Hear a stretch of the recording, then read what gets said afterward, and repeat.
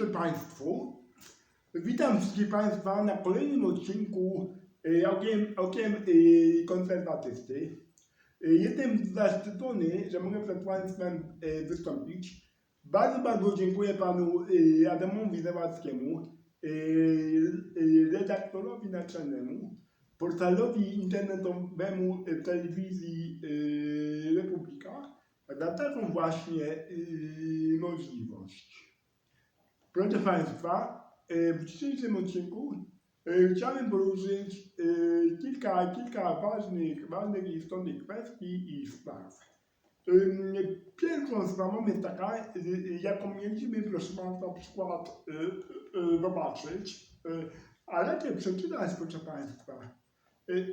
Mianowicie sprawa pana Jerzego Owsiaka i Wielkiej Orkiestry Świątecznej Pomocy. Pan Jerzy Owsiak, proszę Państwa,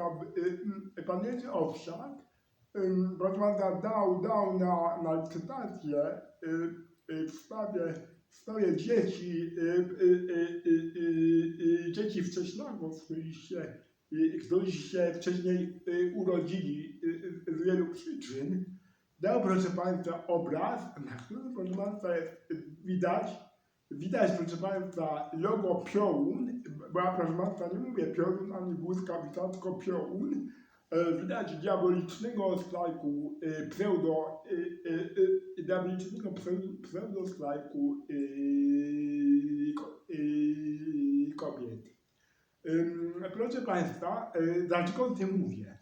Ponieważ wszyscy możemy zadać pytanie, a w zasadzie parę pytań. Mianowicie, czy można, proszę Państwa, na cenę pomocy jakiemukolwiek człowiekowi usprawiedliwiać inne, proszę Państwa, złe moralno-etyczne zachowania, czy proszę Państwa, demoniczne działania. Proszę Państwa, kolejna sprawa. Czy można, proszę Państwa, pomagać danej grupie osób, proszę Państwa, przy czym, proszę Państwa, w innym zachowaniu deprecjonować życie innej grupy ludzi, proszę Państwa. Czy można to robić? I proszę Państwa, kolejne pytanie. Jak to wpłynie, proszę Państwa, na zachowanie całej ludzkości, społeczeństwa, tutaj w szerszym kontekście, jak jest wspólna całej ludzkości, ale zwłaszcza i w szczególności ludzi w naszej najjaśniejszej Rzeczypospolitej Polsce. Myślę, proszę Państwa, jako również tomista i dialogik oraz konserwatysta, że proszę Państwa, że takie zachowania, proszę Państwa, jakie, proszę Państwa, widzimy u pana Jerzego Owsiaka, dlaczego, proszę Państwa, jest niemoralne, nieetyczne oraz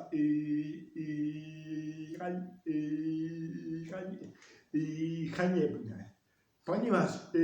Ponieważ tutaj widzimy dzielenie ludzi na gorszych i na lepszych. To znaczy, przecież wsparcie diabolicznego pseudostrajku kobiet równa się, proszę Państwa, ze wsparciem mordowania dzieci nienarodzonych poprzez obrzydliwą aborcję. Chciałbym, proszę Państwa, zaznaczyć, że dzieci nienarodzone są ludźmi i, proszę Państwa, nie tylko o tym mówi święty Kościół katolicki, czy też niektóre wspólnoty z rewolucji protestanckiej, albo ludzie, oczywiście, ludzie ateiści dobrej woli. I agnostycy dobrej woli, deiści również dobrej woli. Ale proszę Państwa, ludzie, ale proszę Państwa, również i zwłaszcza o tym mówi nauka. Nauka nazwana embriologią. I nie musimy się odnosić, proszę Państwa, do systemów filozoficznych czy do świętego Kościoła katolickiego, żeby, proszę Państwa, powiedzieć, tak jak mówi nauka embriologia, że człowiek zaczyna się od momentu zapłodnienia plemnika komórki jajowej przez plemnik. A proszę Państwa, jako osoba będąca w świętym tym kościele katolickim i konserwatysta, użyłam pojęcia poczęcia. Człowiek zaczyna się od momentu zapłodnienia poczęcia. O tym mówi jasno i klarownie embriologia. I proszę Państwa, oczywiście jest to, że Pan Jerzy Owsiak i Wielka Orkiestra Świątecznej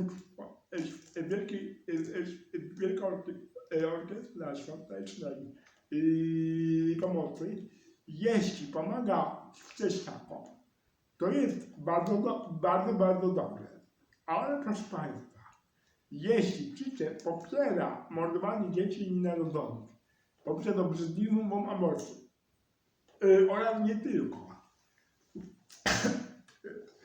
ponieważ tutaj należy zaznaczyć, że diaboliczny przedustak kobiet również popiera ideologię gender, lesbian, gay, biseksual, panseksual, queer plus, bo LGBT, proszę Państwa, jak Państwo już wiedzą, nie używam tylko skrótu LGBT, bo to jest akronim, nic nam nie mówiący. Proszę Państwa, LGBT mówi, proszę Państwa, o dewiacji i chorobie lesbian, gay, biseksual, transseksual, panseksual, queer plus. Proszę Państwa, co to jest to plus? To plus, proszę Państwa, oznacza według ideologii gender, że każdy z ludzi może sobie wybrać własną płeć. Czyli, proszę Państwa, potencjalnie jest 7 miliardów płci różnych, kulturowo. Proszę Państwa, myślę, że jest to pewna, nawet nie pewna, tylko wprost aberracja. Absurd na absurdzie i absurdem pogania. Tutaj, proszę Państwa, wracając jeszcze do bardzo głupiego zachowania pana Jerzego Owsiaka oraz Wielkiej Orkiestry Świątecznej Pomocy. Oczywiście, proszę Państwa, zaznaczam, że nie można obrażać pana Jerzego Owsiaka jako osoby i innych ludzi związanych z Wielką Orkiestrą Świątecznej Pomocy. Proszę Państwa, nie mówimy o panu Jerzym Owsiaku i innych osobach z Wielkiej Orkiestry Świątecznej Pomocy, tylko krytykujemy zachowania, proszę Państwa. Zachowania, które są bardzo głupie, bardzo naganne. Które, proszę Państwa, są również zachowaniami hipokryzji. Bo proszę Państwa, skoro z jednej strony ratujemy wcześniaków, a z drugiej strony, proszę Państwa, popieramy ludobójczą aborcję, mordowanie dzieci i ludzi nienarodzonych poprzez ochronną aborcję, to jak to zachowanie, proszę Państwa, można nazwać? Jak nie, proszę Państwa, zachowaniem hipokryzji. Proszę Państwa, kolejna rzecz, którą chciałem przydać, proszę Państwa, jest to, jak to wpłynie na całą ludzkość oraz już zadawali te pytania pan profesor filozofii w filmie obecnego pana posła Grzegorza Brauna Eugenika w imię postępu. Tam pan profesor filozofii zadał pytanie. Właśnie, jak to wpłynie moralnie na kondycję całej ludzkości, jeśli niewielka grupa ludzi, proszę Państwa, arbitralnie wybiera, kto ma żyć, jaki człowiek ma żyć, a jaki człowiek ma umrzeć. To już w historii mieliśmy, proszę Państwa, taką sytuację. Na przykład podczas akcji eugenicznej, morderczej akcji T4 wtedy kiedy Niemcy, proszę Państwa, mordowali na masową skalę mordowali osoby z niepełnosprawnościami, proszę Państwa. Pierwszy obóz koncentracyjny właśnie to był obóz dla osób z niepełnosprawnością. Dla osób z niepełnosprawnościami. Proszę Państwa, Niemcy mordowali osoby z niepełnosprawnościami, proszę Państwa, we wszystkich okupowanych państwach. Tam, gdzie, proszę Państwa, były domy opieki społecznej, tam mordowali nie tylko osoby z niepełnosprawnościami, ale też mordowali całe persony. Dziwnym trafem jest to, proszę Państwa, że opinia publiczna się na to zgadzała, proszę Państwa, bo nie wierzę, że nic o tym nie wiedzieli, żeby ciotka, wujek, syn, babcia, dziadek, siostra, brat, córka, nagle znikali, proszę Państwa, i to jeszcze ludzie, którzy im pomagali za pieniądze albo wolontaryjnie w domach opieki społecznej. I proszę Państwa, właśnie, to jest pytanie retoryczne, jak to wpłynie na całą kondycję ludzkości? Proszę Państwa, jak to wpłynie na kondycję, proszę Państwa, moralno-etyczną naszej najjaśniejszej Rzeczypospolitej Polsce? Proszę Państwa, już widzimy deprecjonowanie osób z niepełnosprawnościami, ich godności. I godności, proszę Państwa, przysługującej im właśnie, proszę Państwa, tylko i wyłącznie za to, że są ludźmi. Że są ludźmi tak samo jak ja, tak samo jak państwo.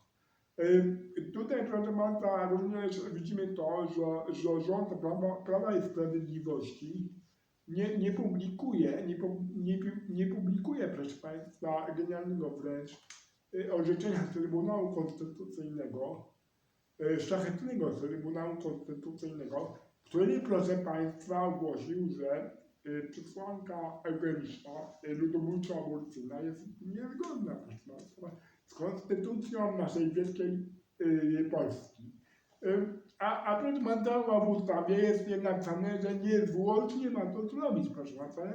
Jak wiele razy cytuje pan Robert Mazurek w swoich rozmowach w RMF FM.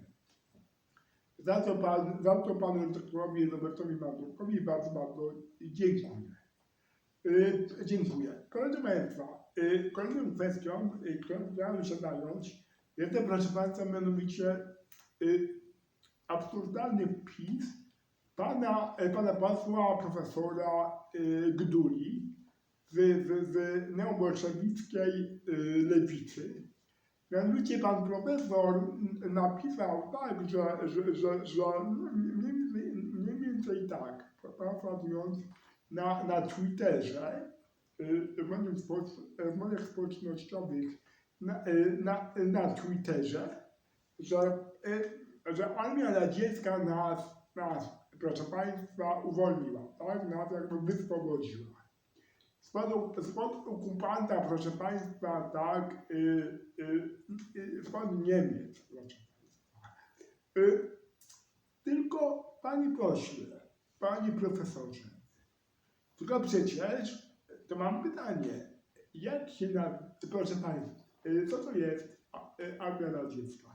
Jak się nazywał diaboliczny komunizm diaboliczny? Czy nie socjalizm międzynarodowy? A czym był, proszę pana, panie profesorze, panie pośle, w Niemczech nazizm?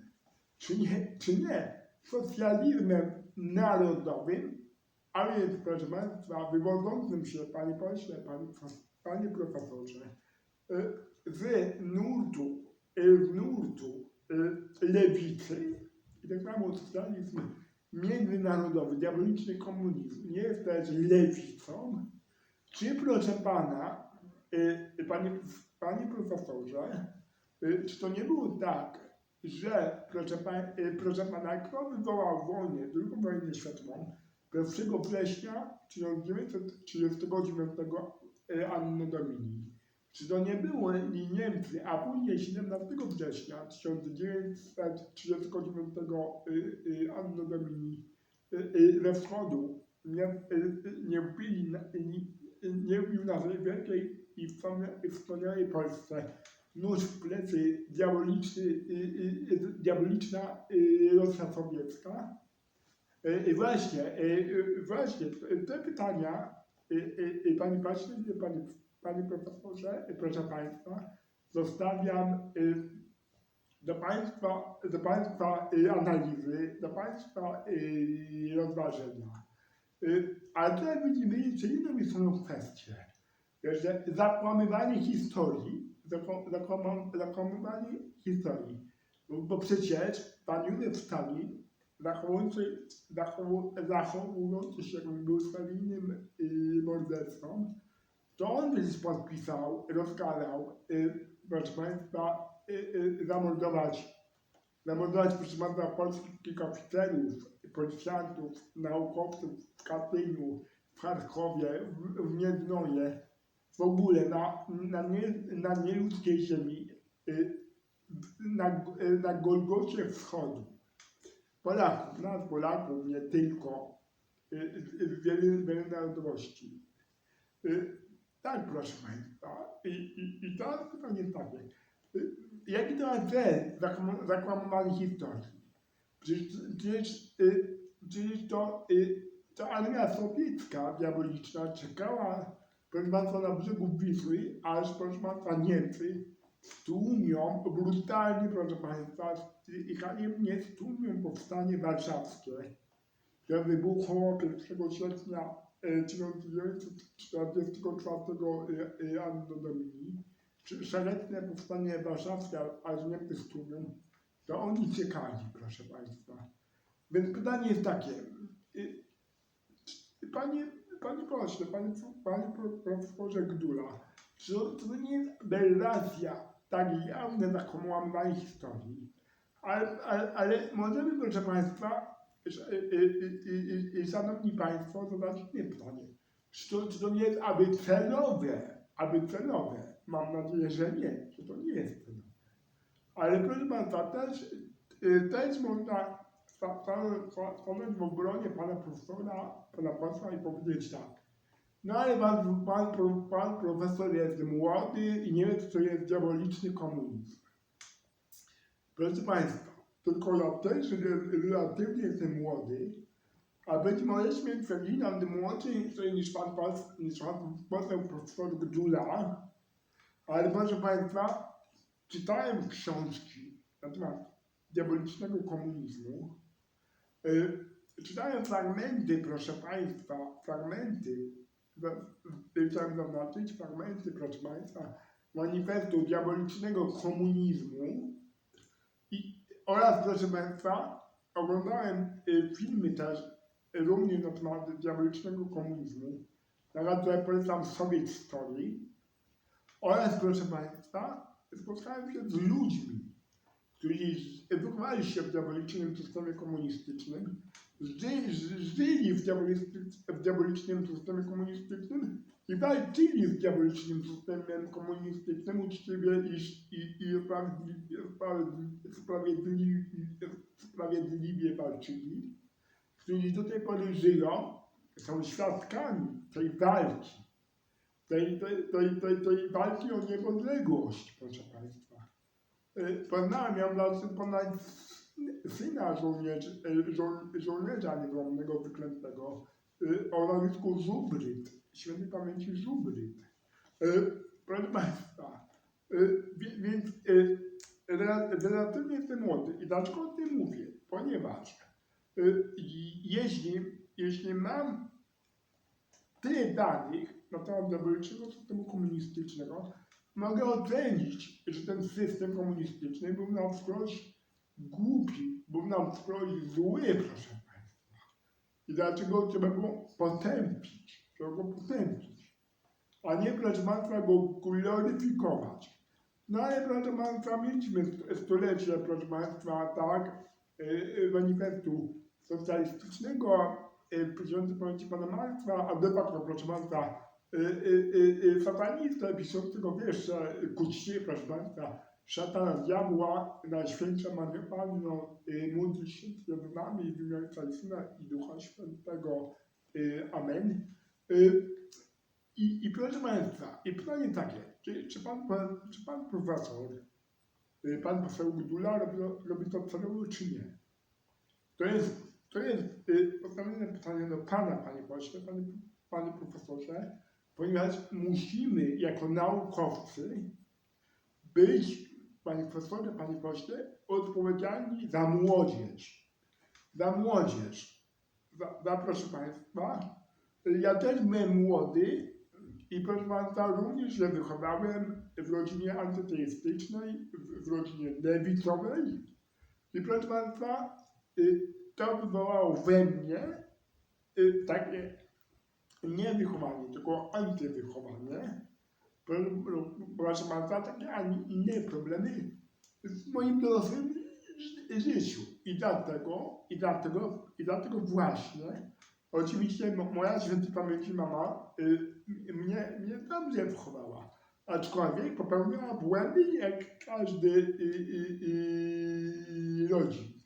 Ale jednakże, proszę Państwa, jeśli ktoś, proszę Państwa, uznaje na ideologię diabolicznego komunizmu, albo proszę Państwa przepoczwarzonego diabolicznego komunizmu, czyli ideologii gender, lesbian, gay, biseksual, transseksual, panseksual, queer plus, to jest oczywiste, że błędne ideologie diaboliczne wywołają w nim takie, a nie inne problemy w życiu dorosłym, jeśli tak będzie się, proszę Państwa, antywychowywał, tak? Czy ktoś go będzie antywychowywał.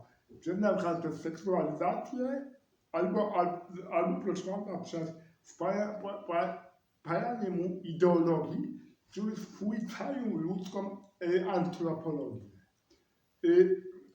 Proszę Państwa, bardzo Państwu dziękuję za możliwość przed Państwem wystąpienia. Byłem zaszczycony.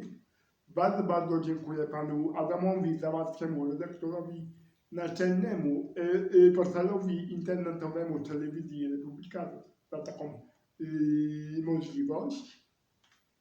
Dobranoc, z Panem Bogiem.